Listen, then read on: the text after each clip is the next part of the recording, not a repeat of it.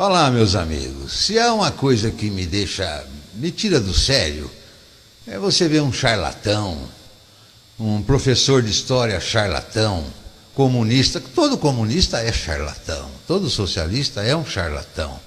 Agora, uma instituição como o USP, Unicamp, que contrata um professor militante, comunista militante, e que para ele só tem o marxismo e o comunismo como doutrina, e principalmente aqueles que dizem que aqueles governos militares que nos livraram do comunismo são ditadores militares, esses são os que não prestam, assim, são carniças. Tem uma frase sua que se tornou viral na internet, que você diz o seguinte: quando vejo um jovem defendendo a volta dos militares, me vejo fracassado como professor de história. Eu tenho duas hipóteses para alguém defender ilegalmente a volta dos militares, já que a nossa Constituição pressupõe nas suas cláusulas pétreas o Estado de Direito. Qualquer pessoa que ferir o Estado de Direito está cometendo um crime, e um crime contra as cláusulas pétreas da Constituição. Chefe das Forças Armadas é presidente Lula, constitucionalmente, pelo menos por enquanto.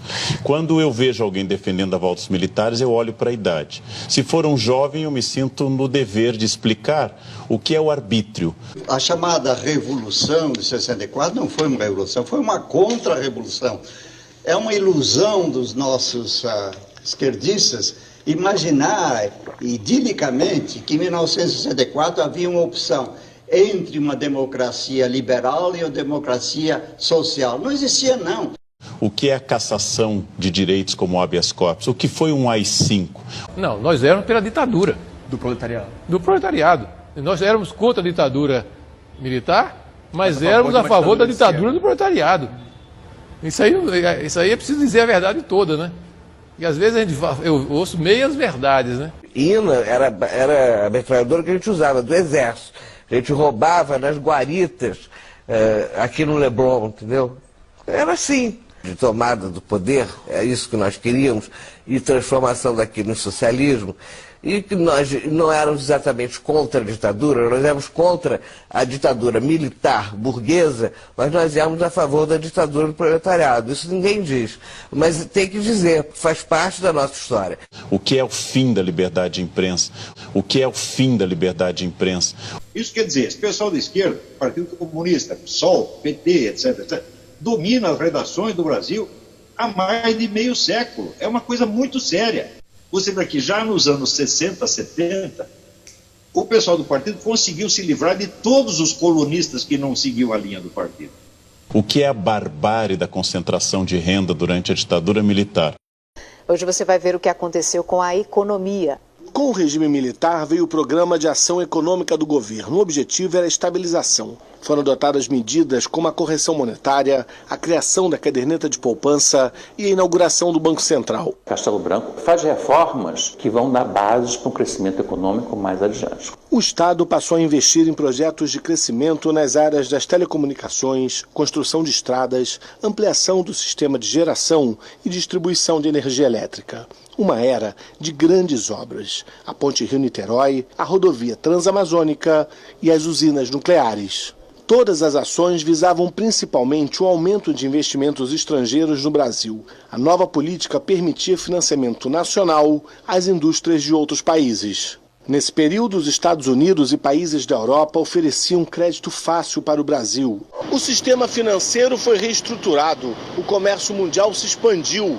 Entre 1968 e 1973, a economia brasileira teve crescimento de 11% ao ano. Nem esses economistas do governo acreditavam que aquilo fosse acontecer. O país cresceu, o país tornou-se a 8ª economia do mundo. E se for uma pessoa de idade, eu atribuo a falta de memória que a idade pode estar provocando na pessoa.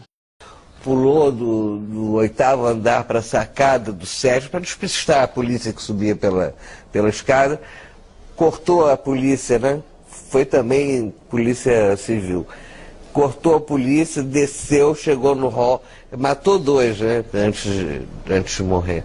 Na verdade, não há como defender eticamente, moralmente, num plano mínimo de humanidade, uma intervenção militar.